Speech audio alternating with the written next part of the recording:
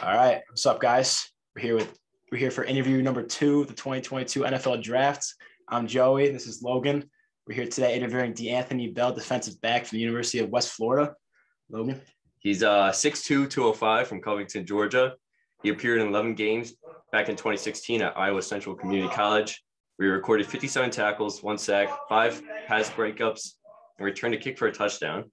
He didn't compete in 2017, but then in 2018, he played at Butler Community College, finishing with another 57 tackles, 3 picks, including a pick 6. 2019, he transferred to the University of West Florida, where he recorded 77 tackles, 2 picks, 9 pass breakups, 4 fumble recoveries. Then this past year, he recorded 61 tackles, 2 forced fumbles, and 2 picks. So thank you for joining us, DeAnthony. It really means a lot to us. Definitely means a lot to me. Yes, sir. Yes, sir. All right, we got a few questions for you today. So the first one, I'm going to say, you've been to a few different colleges in your collegiate career, 2 of them being community colleges. How have these shaped you to be the man you are today and player? Well, for me, I say, for me, it's like more just learning on the journey as you go. So coming from, Georgia, going all the way to Iowa, which is 18 hours away, it's negative 20 degrees sometimes out there. So you just learn a lot of different environments. And then I think it was good because I met a lot of different people. So a lot of different people gave me a lot of different experiences that made me grow up watching others, being around different men and, just enjoying the process as well. So being at junior college, you got to grow up a little bit because you on your own now, especially if I'm 18 hours away, from home. It ain't like I can call home and be like, hey, Mom, I need this, so just having to grow up and just being so far away, I think that's what really helped me grow up the most, for real. I totally understand that. Yeah, you need to go away. I mean, you're 6 hours away from nothing close to 18 hours, but you got to learn to grow up. You know what I mean? I'm not right, but still, I like the experience. It's it's definitely definitely good for you. All right. So I was watching the Shrine Bowl tape. You got great eyes. You got great speed. You're hard hitting, and you have the range to cover almost the whole field, I think. But before going in, what did you know you had to do to separate yourself from these other prospects? Well, for me going in, it wasn't too much like what I had to do to separate. It was really just to show that I was able to play with those guys because, I went to a D2 from junior college due to grades and other stuff that I had going on from junior college. So for me, it was more just being able to compete. I'm always willing to compete. I played against guys that came from D1 at junior colleges. So for me, it was just hey, just go in and show you can compete. So that's what I put my mind on and I said I was going to do. Yeah, man. I think you stood out too, specifically watching the game. I mean, I posted that one video on Twitter. You laid the guy out. I was like, oh my gosh. That was a big because it's crazy because when I went there, I got there 2 days late because I came from the NFLPA game. Oh, that's right. They flew me in there and I was 2 days late. So them boys was already in the playbook and all the extra stuff. So I'm like, hey, whenever I get in and get a chance to make a play, I got to play. I got to make something happen. All right. Next question we got for you here. So coming from a D2 school, obviously the competition is a little bit off from D1 competition. However, how are you going to prepare yourself for the next level? And just, as a speed and physicality standpoint, how are you going to prepare for that? Well, I think preparing right now as far as just training with those guys. So training with them, you see, well, really, once I start training with them, I kind of seeing it ain't too much of a difference, as far as my position and playing skill position. It ain't too much of a difference as in size because I'm pretty much bigger than a lot of those guys. Pretty much got the same speed, same strength as a lot of those guys. But, coming from it's kind of just more of just who's willing to compete, who's willing to win, who got more heart. So that's how I always look at it. I don't look at it oh, well, they're at this school and I'm at this school. It's nah, if they stand in front of me, they got to get beat.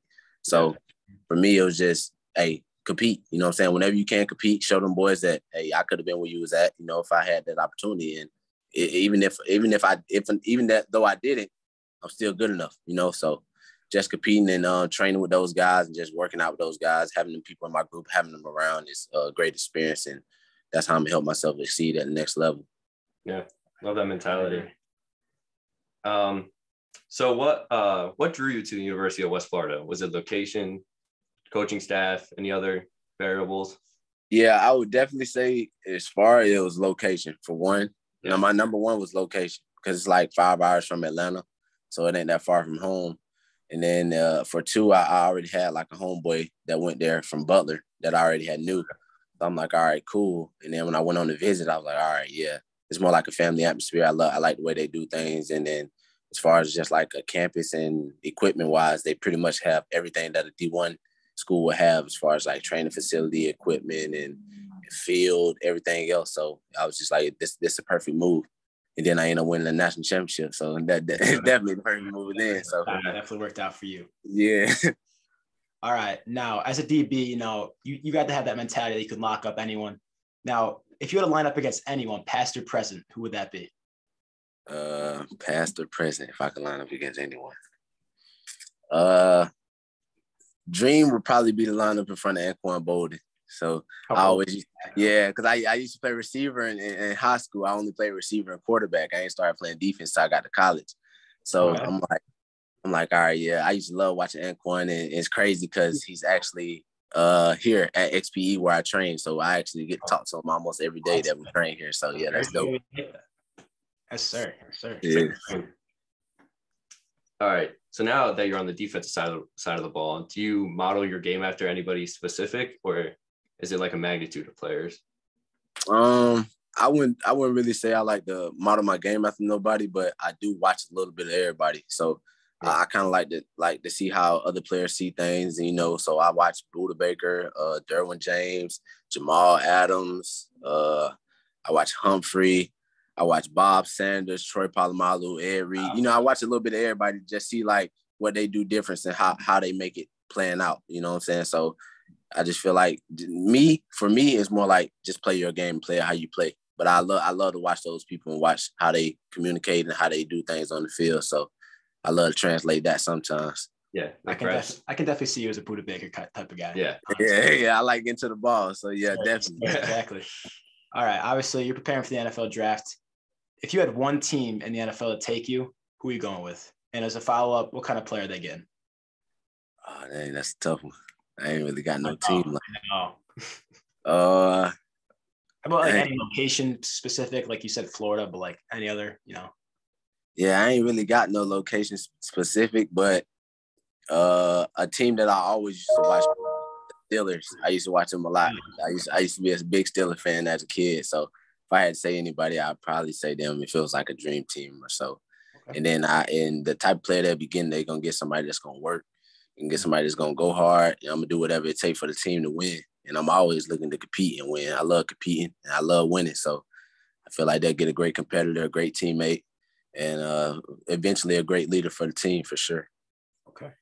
Steelers have a fun DB room. They really do. I like that. Definitely. All right. So going into the games, do you have any specific pregame routine?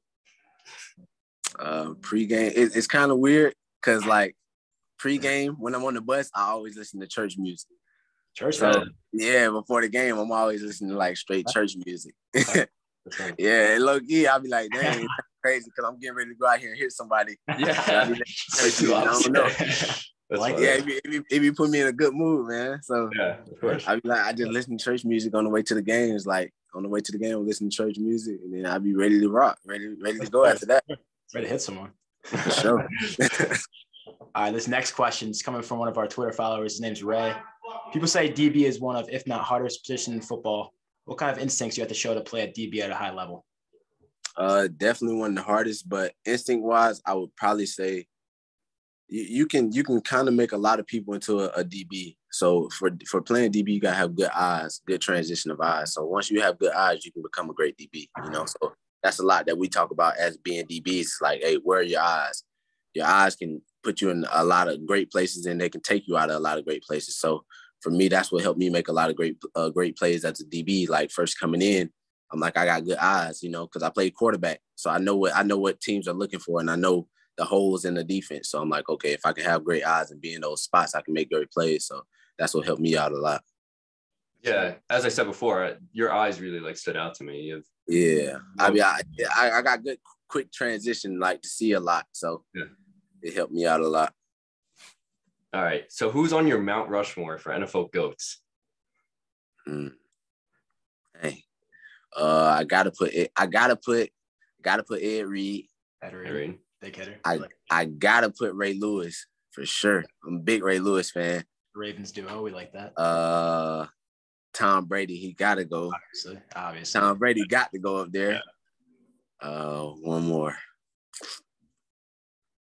Somebody that I used to watch a lot, Devin Hester. It's crazy. I used to watch Devin Hester so much, so I gotta put him up there for sure.